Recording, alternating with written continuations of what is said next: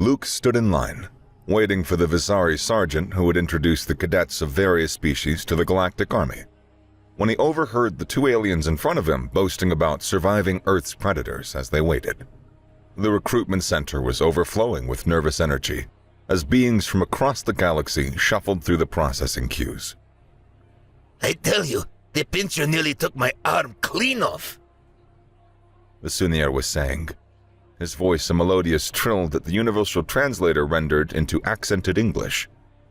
The reptilian stood at Luke's height, his green scales shimmering. His thick tail, easily as long as he was tall, had wrapped around his waist 3 times like a living belt. The tip tucked neatly beneath one of the coils. When he continued his tale about the pincher, his forked tongue flicked out to taste the air, and his vertical pupils dilated with the memory of fear. The beast was like our ancient texts described the Devi. All teeth and fury, with jaws that never stopped biting. The other alien, a Muitsar, made a dismissive sound that came out like air being squeezed from a balloon. Where the Sunir were all scales, the Muitsar stood rigid and angular, a humanoid form covered in skin the color of deep purple twilight. A dog, the Muitsar scoffed, his lipless mouth barely moving as he spoke. Those are terrifying, yes, but they're domesticated creatures. When I visit Earth for my cultural exchange, I encountered true Deathworld predators. The crows. He shuddered, his head ridges darkening to almost black. I made the mistake of striking one that swooped at my meal. Within moments, I was swarmed by an entire murder of these terrifying Deathworlder creatures. They remembered my face for the entire 3 weeks I remained on the planet. Luke felt his jaw clench as he listened to their increasingly ridiculous boasting. The creature may have appeared harmless, the Sunir insisted, his tail unwinding slightly in his agitation.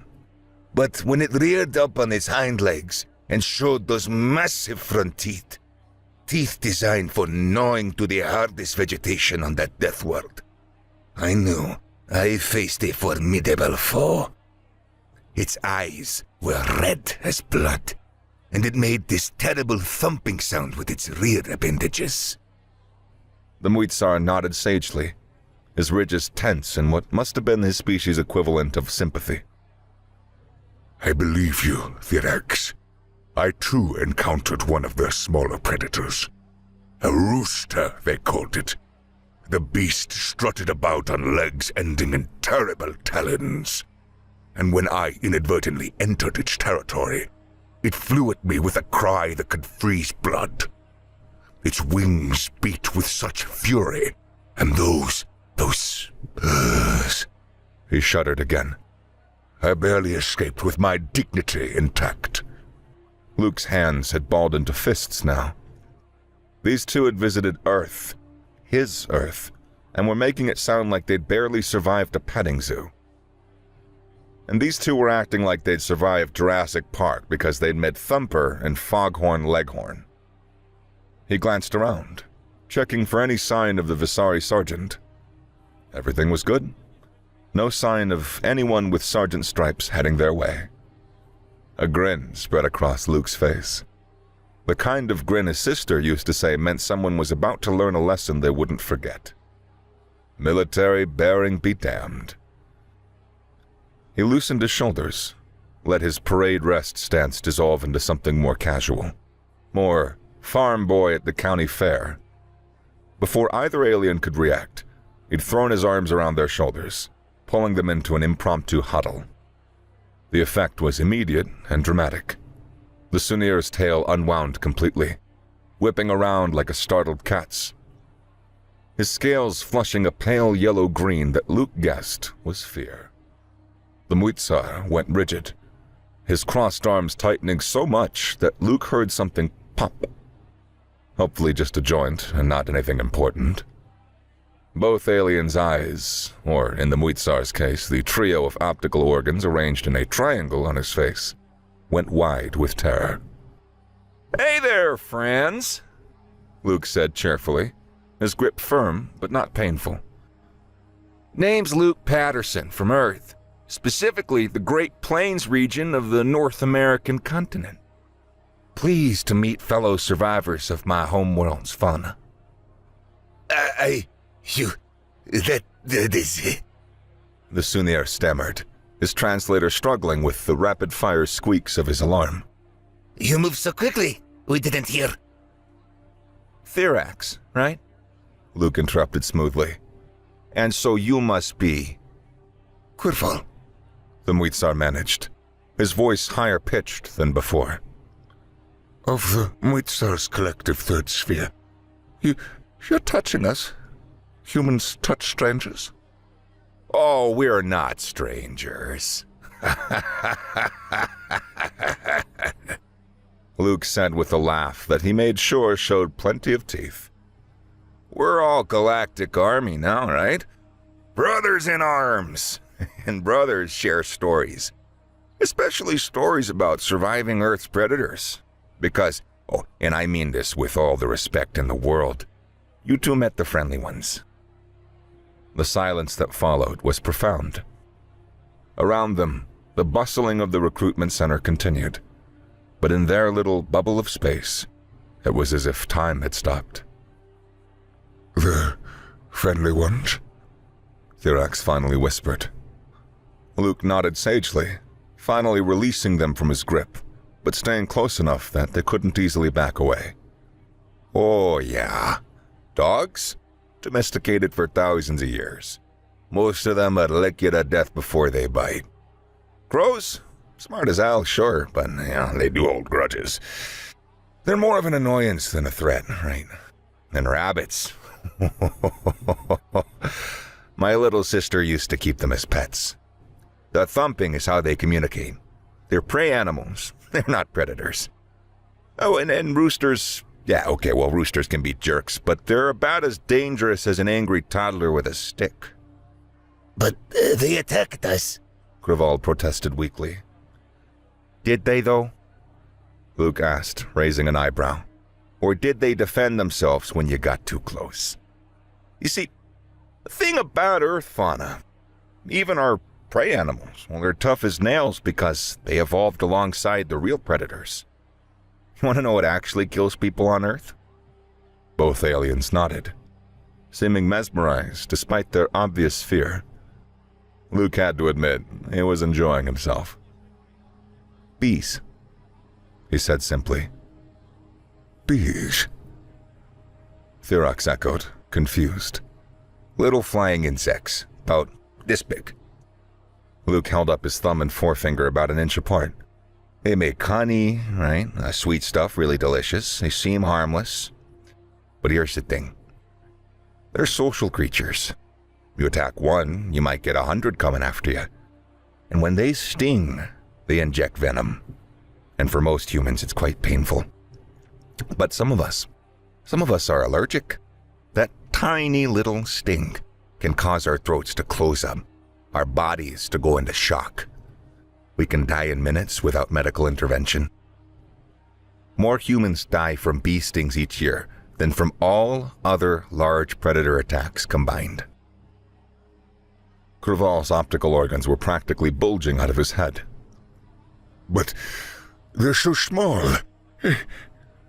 "Exactly," Luke said, warming to his theme. "That's Earth for you. It's not the big obvious threats that get you." That is impossible. Thirax breathed, but Luke could see he believed every word. "And those are just the insects," Luke continued, really getting into the rhythm now. "You want to hear about the real predators? The ones that make dogs look like stuffed toys? I knew a Sunir once. Came to Earth about 5 years ago as part of a diplomatic mission. Decided that he wanted to see the real wilderness, not just the cities. So we went camping in Alaska." Luke paused for dramatic effect, noting how both aliens leaned in despite themselves. They found what was left of him 3 days later. Bears got him. Grizzly bear, to be specific. 3 meters tall where it stands on its hind legs. Claws like knives. Can run faster than a ground vehicle in short bursts. The Sunir had stored his food in his tent, right?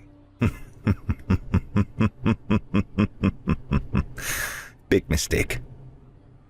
3 meters? Thirax's tail was wrapping around his body again. Tighter this time. Oh, that's nothing, Luke said casually.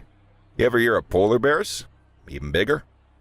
And they actively hunt humans when they're hungry enough. Please, Craval said, his voice barely above a whisper. tell us more. We need to know. For safety purposes. Luke almost felt bad for them. Almost. He went on, painting a vivid picture of Earth's deadliest inhabitants. It told them about inland taipans, about African elephants that killed more people annually than most predators, about hippos, herbivores that could kill. With each revelation, Thirax and Craval seemed to shrink further into themselves. Their initial boasting had completely evaporated, replaced by terror. And don't even get me started on the plants, Luke added. Manchineel trees with fruit that can kill you, and sap that causes severe burns. Giant hogweed that... What in the void is going on in here? The booming voice cut through Luke's narrative like a plasma blade. All 3 of them snapped to attention, or tried to. Luke managed a passable parade rest. Thirax's tail got tangled in his legs and he nearly fell over. Craval's arms were still crossed, but he'd gone so rigid he looked like a purple statue. The Vizari sergeant had arrived. She stood 2.5 meters tall, covered in short green fur that bristled with irritation. Her 4 arms were placed on her hips in a gesture that was universally recognizable as, "You're in trouble now." Her face was vaguely feline, with large eyes that seemed to see everything and approve of nothing. Cadets Patterson, Thirax, and Craval, she growled, somehow knowing all their names without being told. Would any of you care to explain why you're socializing like this is a cocktail party, instead of maintaining proper military bearing while awaiting introduction? Sergeant, Luke began. Did I ask you to speak, Cadet Patterson? Her eyes narrowed. I've been watching you 3 for the last 5 minutes. Hugging? Storytelling? Is this how you think the Galactic Army operates? No, Sergeant! All 3 responded in unison. I should hope not. She looked over them with obvious disdain. You'll have plenty of time to swap your little stories in the barracks. Right now, you're going to get back in formation and pretend like you have some semblance of military discipline. Move! They scrambled to comply, Luke taking his place behind the 2 aliens who were now standing at what they probably thought was attention. Luke suppressed a grin as the sergeant stared at him. And as the sergeant droned on about regulations and expectations, Luke found himself looking forward to the barrack conversations to come. Maybe he'd tell them about Australian wildlife next time, or venomous snakes. Or maybe he'd be nice and tell them about the actually friendly Earth animals. Maybe.